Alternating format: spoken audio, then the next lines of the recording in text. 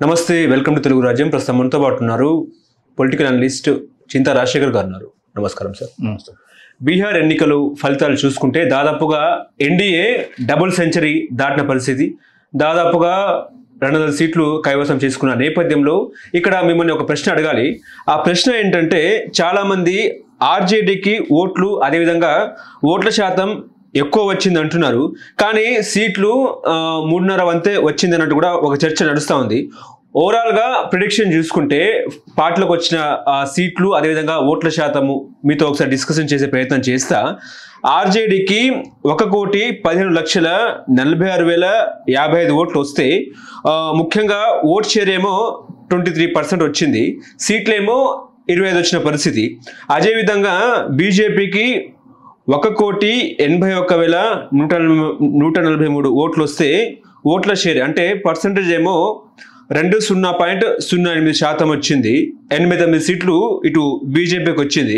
అదేవిధంగా జేడీయూకి ఏమో 96,67,118 ఓట్లు వస్తే, ఓట్ షేర్ ఏమో 19.25% వచ్చింది.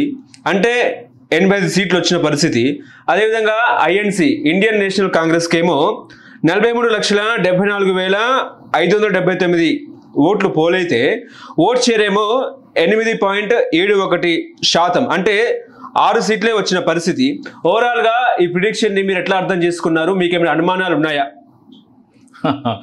చాలా మంది ఏమంటున్నారంటే 23% ఓట్లు వచ్చినాయి, అంటే 1,15,00,000 పైచిలకు ఓట్లు వచ్చిన ఆర్జేడీ 25 సీట్లే ఎట్లా వస్తాయి?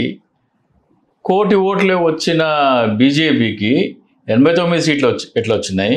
96 లక్షల ఓట్లే వచ్చిన జేడీయూకి 85 సీట్లు ఎట్లా వచ్చినాయి అనేది చాలా మంది క్వశ్చన్. ఇది మెయిన్ మూడు కంటెండర్స్.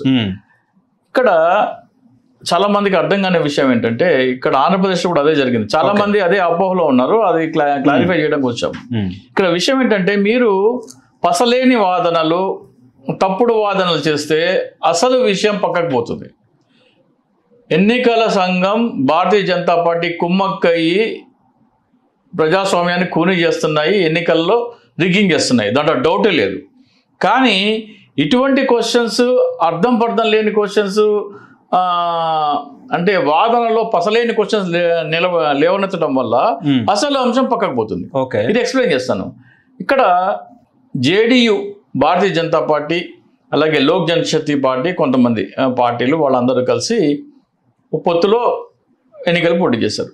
జేడీయూ, బీజేపీ చెరి 101 సీట్లు మాత్రమే పోటీ చేసినాయి. 101 సీట్స్లో పోటీ చేసి వాళ్ళు 20%, 19% ఓటు బ్యాంక్ తెచ్చుకున్నారు. ఎవరు? జేడీయూ, బీజేపీ 101 స్థానాల్లోనే పోటీ చేశారు వాళ్ళు. మొత్తం టోటల్గా ఉన్నది అక్కడ 243. అవును, 243లో వీళ్ళు 101 స్థానాల్లో పోటీ చేసి బీజేపీ 1,00,00,000 ఓట్లు తెచ్చుకుంటే జేడీయూ 96 లక్షల ఓట్లు తెచ్చుకుంది. ఓకేనా? కానీ ఇక్కడ రాష్ట్రీయ జనతా దళ, ఆర్జేడీ, అంటే తేజస్వి యాదవ్, లాలూ ప్రసాద్ యాదవ్ పార్టీ, వాళ్ళు ఎన్ని సీట్లలో పోటీ చేసినారు? 143 సీట్లలో పోటీ చేసినారు. 140 అంటే వీళ్ళకంటే 42 సీట్స్ ఎక్కువ పోటీ చేసినారు. 42 సీట్స్ ఎక్కువ పోటీ చేస్తే, అంటే 40% ఎక్కువ పోటీ చేస్తే, మరి ఓట్ షేర్ కూడా వీళ్ళకంటే 40% ఎక్కువ రావాలి కదా. వీళ్ళకి 20% అంటే 8%, అంటే 28% ఓట్ శాతం వచ్చింటే ఆర్జేడీ వాళ్ళతో ఇదిగా ఉండేది. అవును, వీళ్ళకంటే 40% సీట్స్ ఎక్కువ పోటీ చేసినప్పుడు 40% ఓట్ షేర్ కూడా ఎక్కువ రావాలి కదా. 40% ఓట్ షేర్ ఎక్కువ వచ్చినప్పటికీ కేవలం 3% ఓట్ షేరే ఎక్కువ వచ్చింది వాళ్ళకి. అవును, అందుకని సీట్లు తక్కువ వచ్చినాయి. కానీ వాళ్ళకి 25 సీట్లే వచ్చినాయి. అదే చెప్తున్నా కదా. ఆ ఓట్ షేర్ ఎట్లా క్యాలిక్యులేట్ చేస్తారంటే, మొత్తం 243 నియోజకవర్గాలలో మొత్తం పోలైన ఓట్లలో ఆర్జేడీకి ఎన్ని వచ్చినాయని చెప్తున్నారు వాళ్ళు. ఆర్జేడీ 1,15,00,000 ఓట్లు 143 స్థానాల్లో పోటీ చేసి తెచ్చుకుంది. అంటే వీళ్ళు 1,00,00,000 ఓట్లు 101 స్థానంలో మాత్రమే పడేది. వాళ్ళకంటే 42 స్థానాలు తక్కువ పోటీ చేసినప్పటికీ ఇంచుమించు అంటే 3%, అంటే వాళ్ళకంటే 40% తక్కువ పోటీ చేసినప్పటికీ. అంటే ఇప్పుడు 101కి 143కి ఎంత? 42 సీట్స్ తక్కువ ఉంది. ఎక్కువ పోటీ చేసింది. కానీ వాళ్ళకంటే ఓట్ షేర్ 40% సీట్లు ఎక్కువ పోటీ చేసింది వాళ్ళకంటే.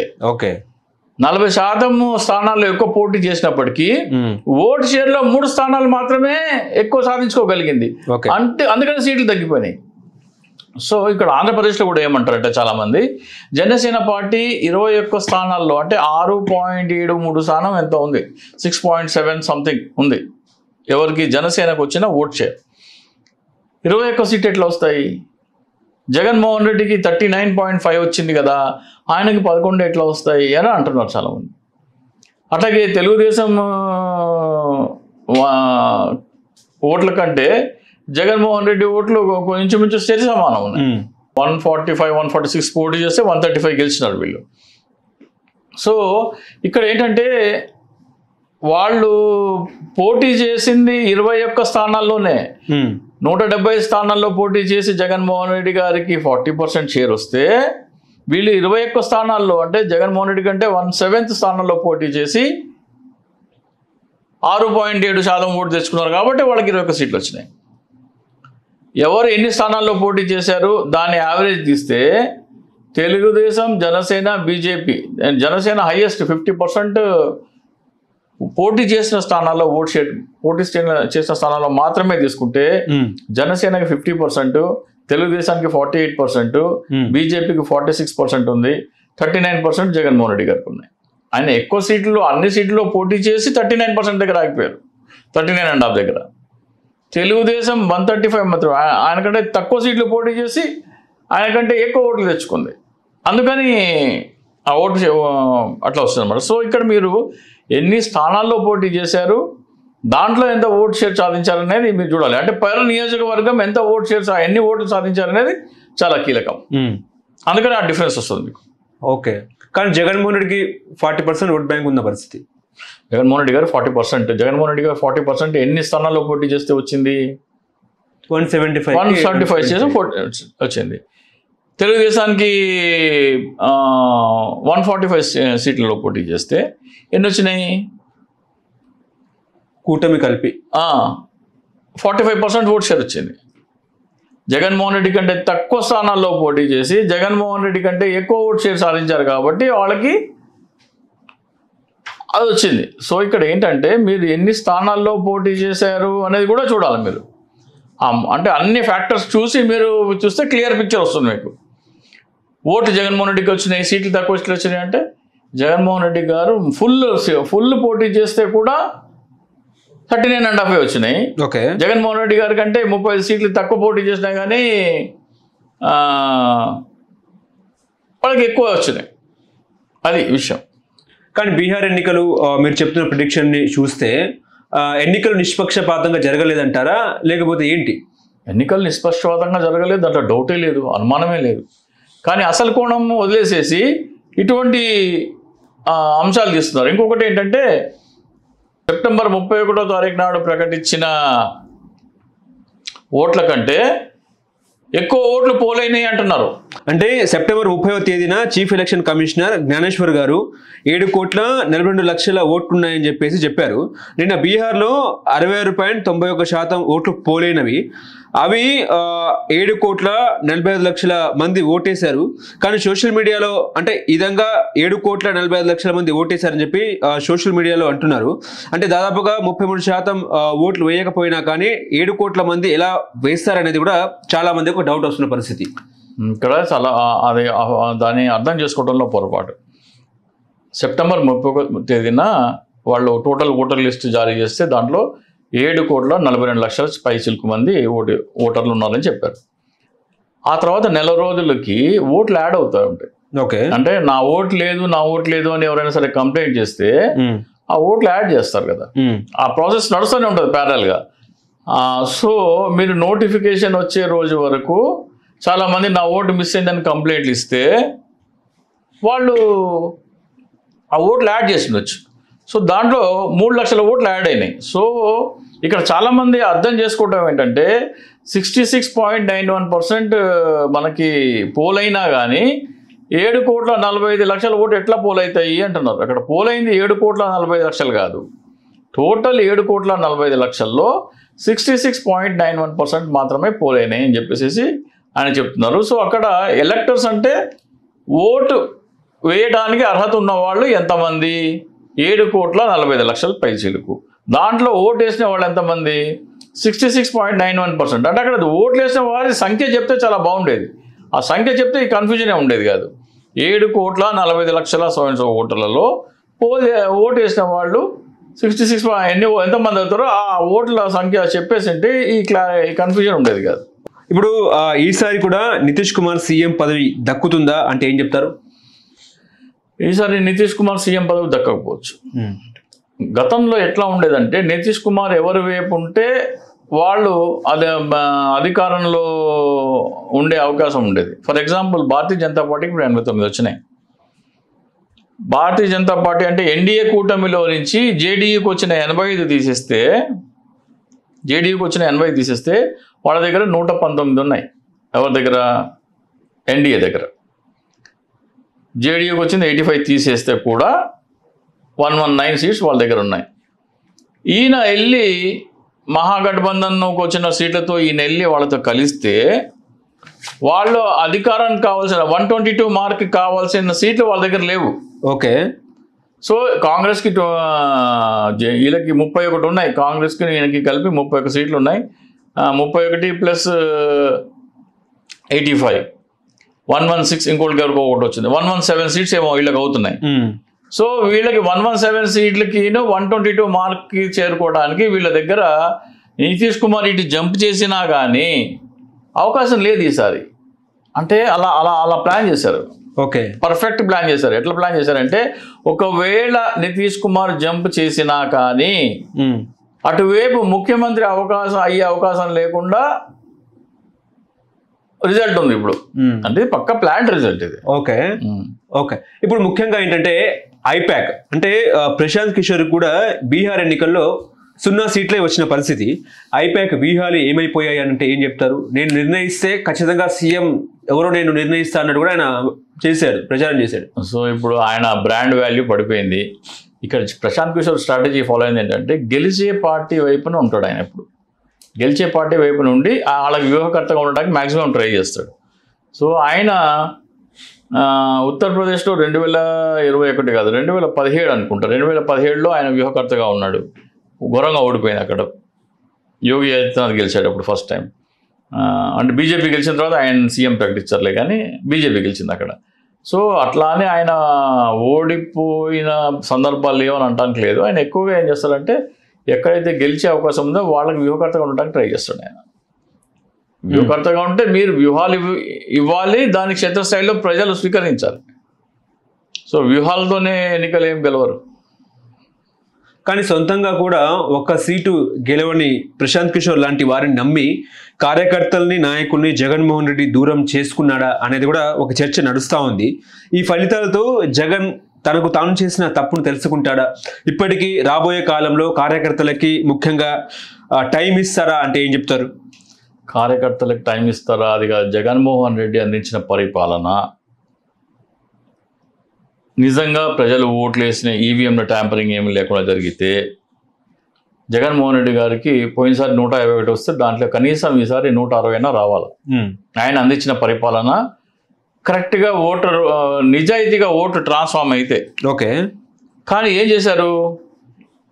ఈవెన్ ట్యాంపరింగ్, ఓట్ చోరీ, అట్లాగే దాంట్లో మళ్ళీ దుష్ప్రచారం. ఏంటి? మీ భూములు లాగేసుకుంటున్నారు, ఓకే, ల్యాండ్ టైటిలింగ్ యాక్ట్లో మీ భూములు లాగేసుకుంటున్నారు, ఇవన్నీ దుష్ప్రచారం చేసి జగన్మోహన్ రెడ్డిని దెబ్బ కొట్టే ఇది చేశారు. జగన్మోహన్ రెడ్డి చేసింది ధర్మయుద్ధం. కౌరవుల్లాగా పాండవుల్లాగా జగన్మోహన్ రెడ్డి పాండవుల్లాగా ధర్మయుద్ధం చేశారు.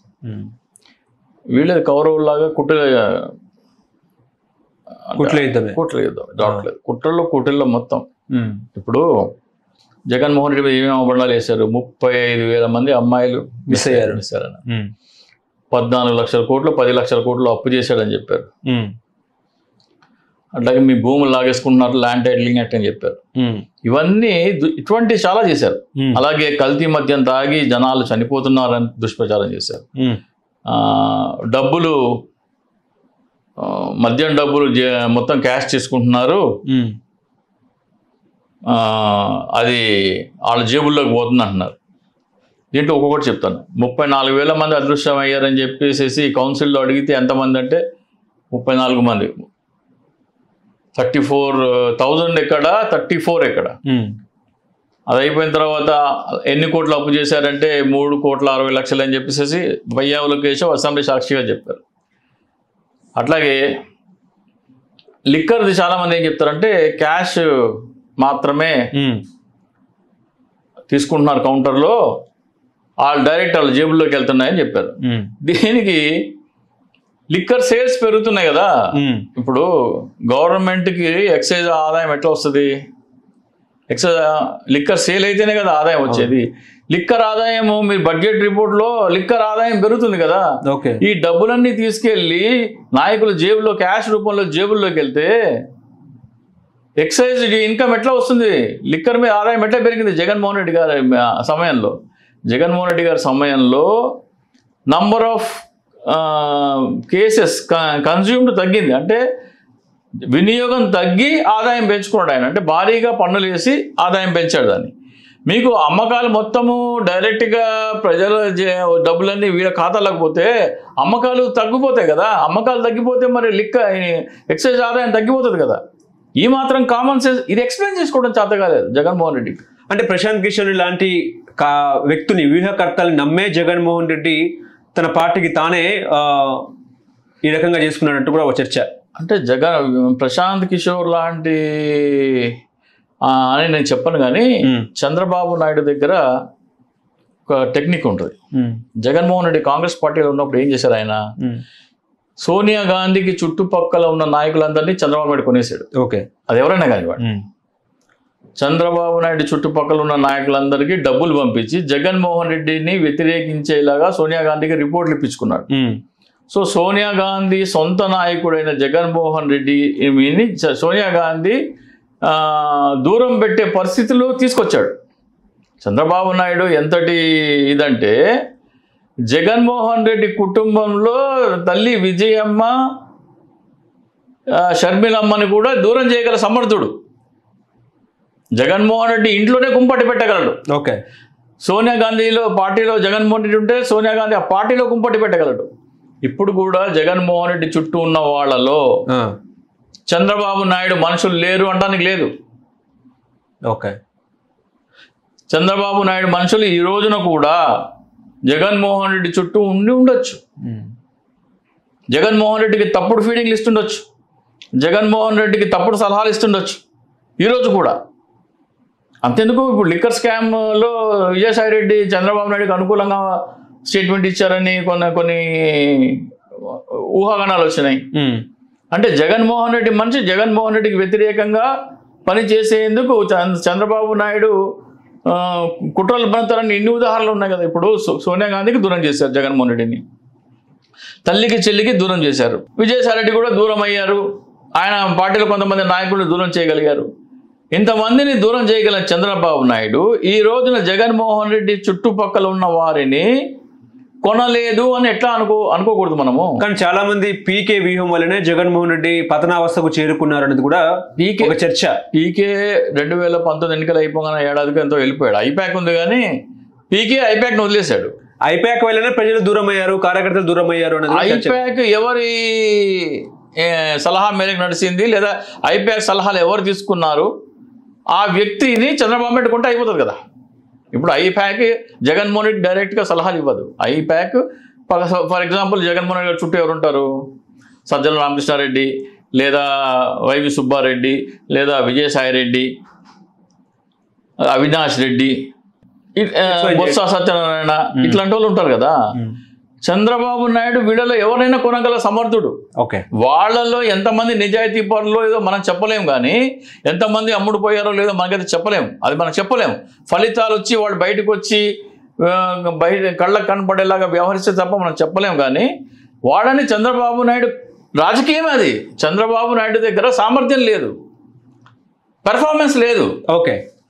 కుట్రలే, చంద్రబాబు నాయుడు అన్ని కుట్రలే. ఓకే, చింతరాజశేఖర్ గారు, ముఖ్యంగా బీహార్ ఎన్నికల్లో రాహుల్ గాంధీ గారు ఓట్ చోరీ అంశాన్ని ప్రధానంగా ప్రజలు బలంగా తీసుకెళ్లారు. కానీ బీహారీ ప్రజలు ఓట్ల చోరీ అంశాన్ని పెద్దగా పట్టించుకోలేదా అంటే ఏం చెప్తారు? ఓట్ చోరీ అంశం మీద 10 రోజుల యాత్ర చేస్తే రోడ్లన్నీ కిక్కిరిసిపోయినాయి. ఓకే, బీహార్ రోడ్లన్నీ జామ్ ప్యాక్. అది ప్రజలు పట్టించుకోలేదని ఎట్లా అంటారు? వాస్తవంగా ప్రధానంగా చర్చలోకి రాలేదు అని కూడా చర్చ నడుస్తా ఉంది. బీహార్ బంద్, సంపూర్ణ బంద్ అయింది 10 రోజులు. ప్రజలందరూ రోడ్డు మీద ఉన్నారు. ఓకే, పచ్చి బూతులు తిట్టారు. ఓకే, భారతీయ జనతా పార్టీ నాయకులు ప్రచారానికి వస్తే తరిమి కొట్టిన సందర్భాలు ఉన్నాయి. 101లో 89 ఎట్లా వస్తాయి? ప్రజలు తరిమి కొట్టారు. తరిమి కొట్టిన వాళ్ళు గెలిచారు. నువ్వు మా ఊళ్ళో అడుగు పెట్టడానికి వీల్లేదు అని తరిమి కొట్టిన అభ్యర్థులు కూడా గెలిచారు.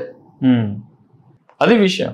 అంటే వ్యూహకర్తలకు, విశ్లేషకులకు, అదేవిధంగా ఎగ్జిట్ పోల్స్ కూడా అంతు చిక్కని మర్మం ఏంటంటే ఎన్డీఏ ఎట్లా గెలిచింది అనేది చర్చ. ఎన్డీఏ ఖచ్చితంగా ఎన్నికల కమిషన్తో కుమ్మక్కయింది. ఈవీఎం ట్యాంపరింగ్ మీద చాలా లోతైన విశ్లేషణ జరగాలి, దాని పరిశోధన జరగాలి. అప్పుడు కానీ వాస్తవాలు బయటికి రావు. హలో, తెలుగు రాజ్యం ఛానల్ చూస్తున్నారా? సామాజిక, రాజకీయ, జీవన చిత్రణే తెలుగు రాజ్యం. అతిశయోక్తులు, అసత్యాలు ఉండవు. రాజకీయ కోణం కాదు, ప్రజా కోణమే కొలబద్ద. తెలుగు రాజ్యం వీక్షణ మీ ఉత్తమ అభిరుచికి నిదర్శనం.